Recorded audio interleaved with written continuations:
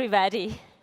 It's a real pleasure to be with you. I've been amazed of this place and of all the researchers and all the presenters before me. So I have a lot of pressure now to present to you. So I want to talk to you about happiness. It's so important, and it's been going on in all the presentations, how important it is for well-being, for health, for a well-lived.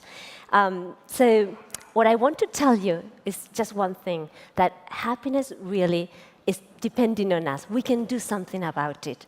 Now, let's develop this idea. When we first think about people, some people around us, there are some people that tend to be positives.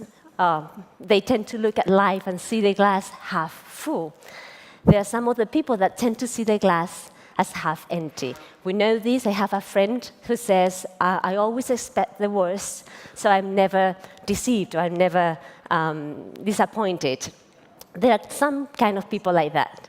The positives, we all know some of them.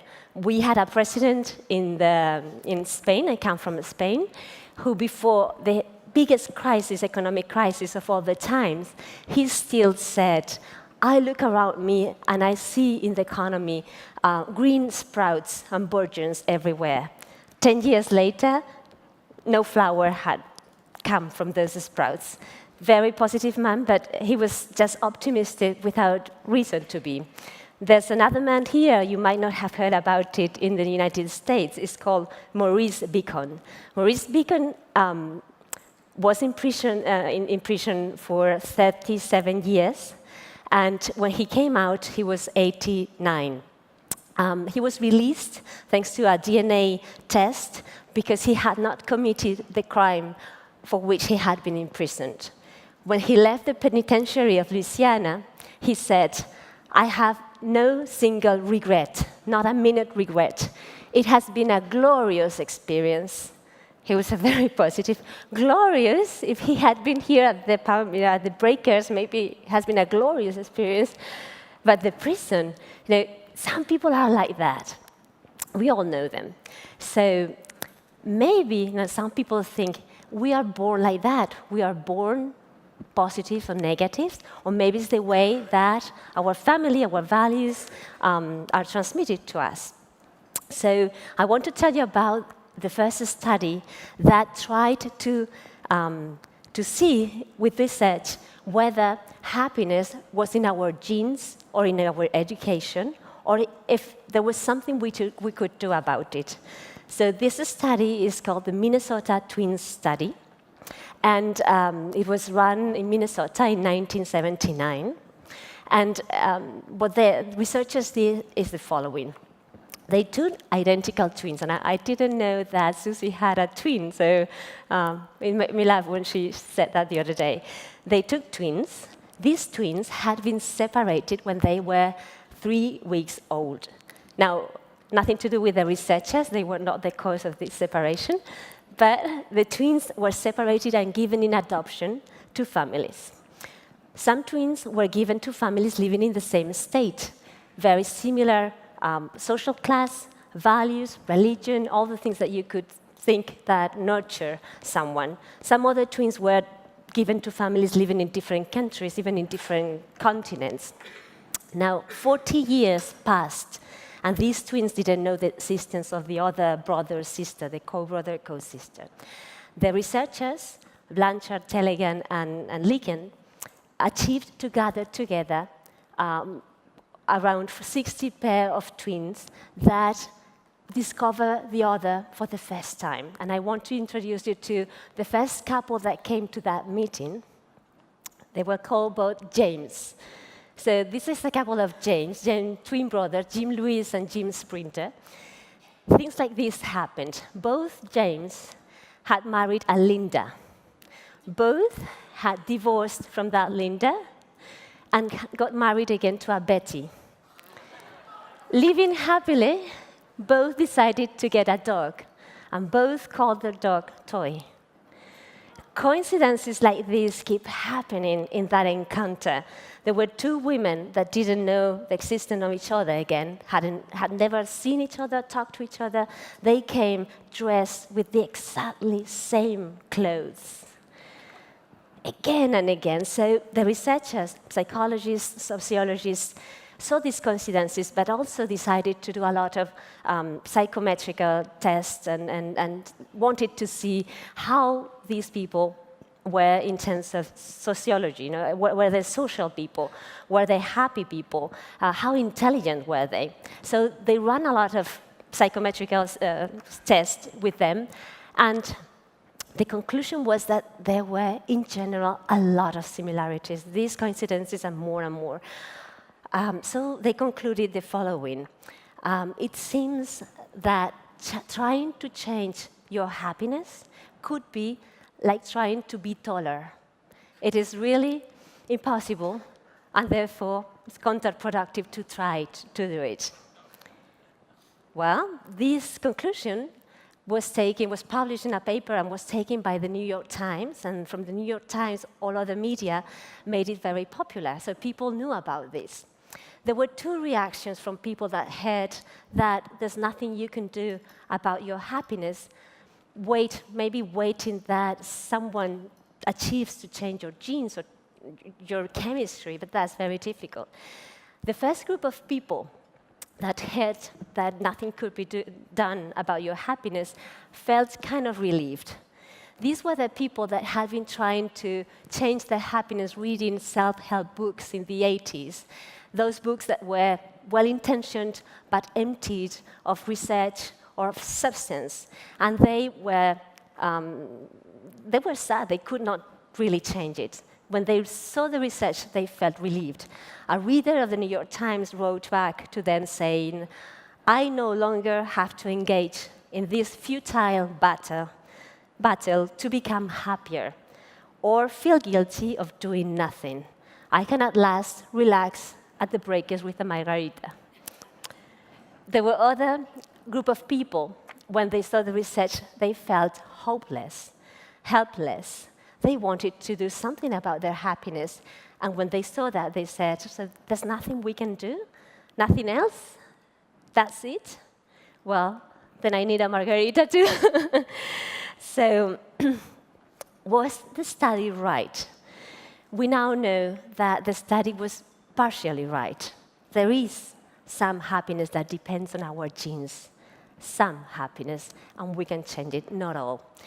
Let me tell you before I go into how much, why the study was wrong. The study was wrong because it took the average pair of twins and extrapolated that observation to the whole. It is like if we all were thrown into icy water and we all didn't survive, died, and we concluded that nobody can survive in icy water. Now that we have met Wim Hof, we know that that's possible. So what you do when you want to learn how to survive in ice water, you don't look at me or us, you look at Wim Hof and you learn from him.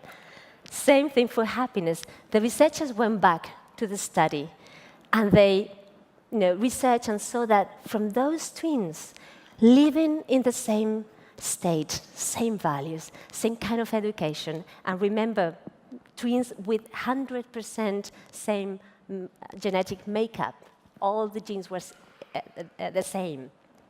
They saw that there were pairs of twins that had completely different happiness. They had married the same type of person, had the same dog, etc., and yet one was completely depressed, one was thriving. How was this possible? There was something left to one's decision. So the researchers went back to the media and they gave an interview to the Times magazine and they said, "We've been dumped about the conclusions. We now know that happiness can be greatly influenced by our decisions and can be moved up and down." So now that we know that, yes, we can do something, a huge number of research has been done in the 30 last year since this study finished. And I've been very lucky to be very close to all the researchers and all this research.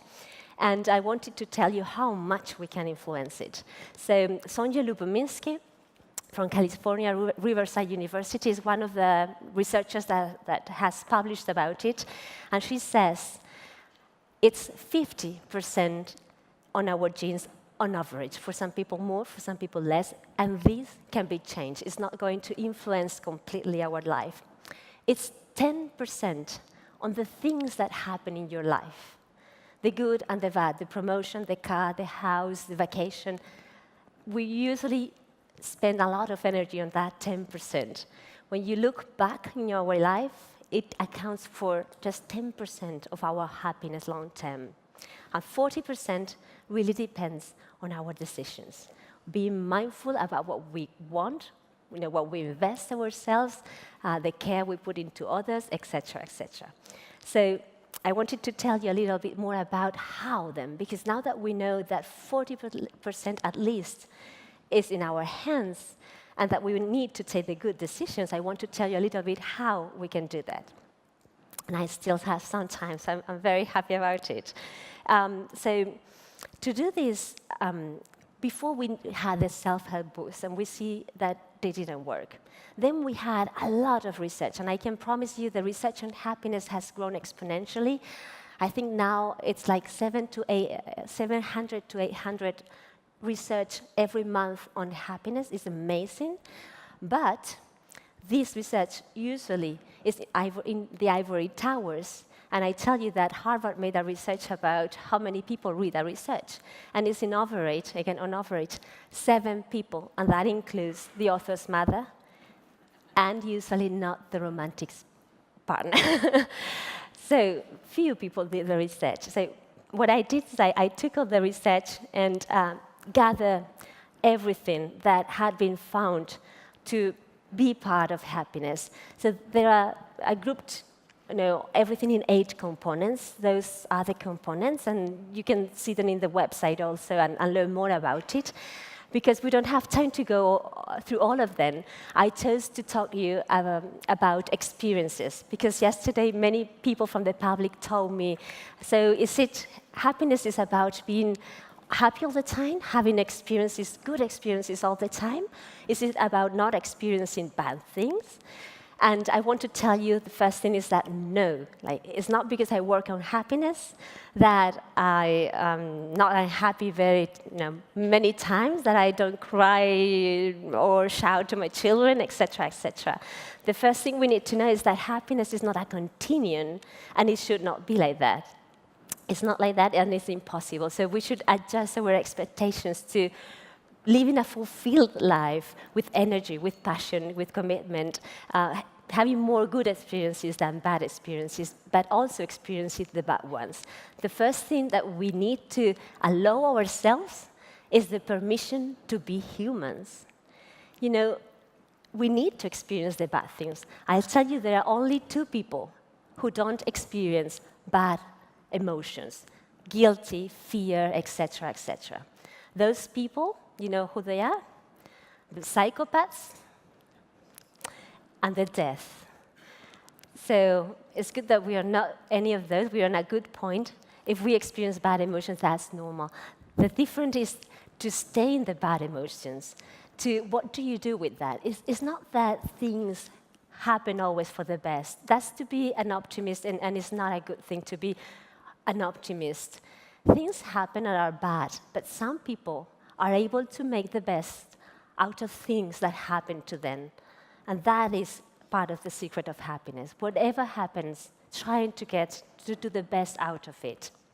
So as 007 has a license to kill, we need to be 007s with a license to live and to experience the positive and the negative.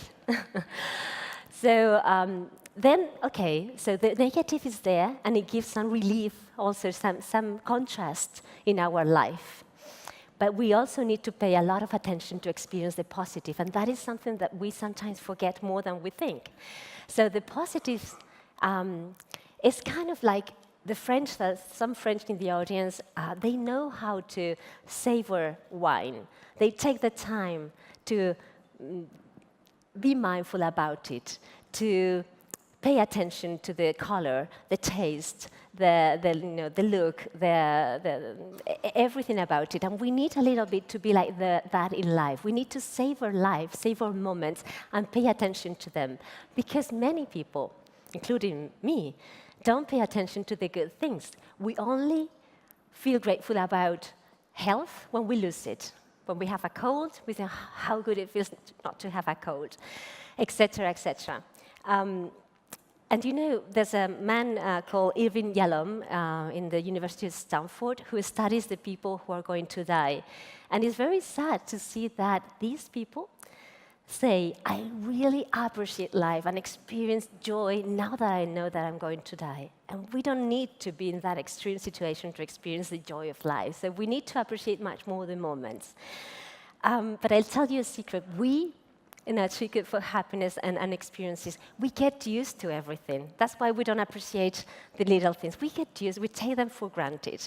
And that's how we are. So one of the secrets of happiness is a secret that is also for you, your couples, work, everything, is that we need variety. Exotic creates erotic in couples. So keep it exotic. We need to change things, to explore new things, to keep learning all the time, keep trying different things, different outlooks, and that is one of the secrets of happiness. The way people, or the way researchers know this about couples is very funny. It's a research done by Daryl Ben, a sociologist who makes people see a picture of the dear one, the person they just married. They are super in love with this person, beautiful. They think it's the most wonderful person with all the qualities in the world. And he measures the arousement this picture produces in them. So, good. Then he shows the person a different picture of another person, not as beautiful, not as perfect, not as fantastic, and measures their arousal. And guess what? Who produces more arousal?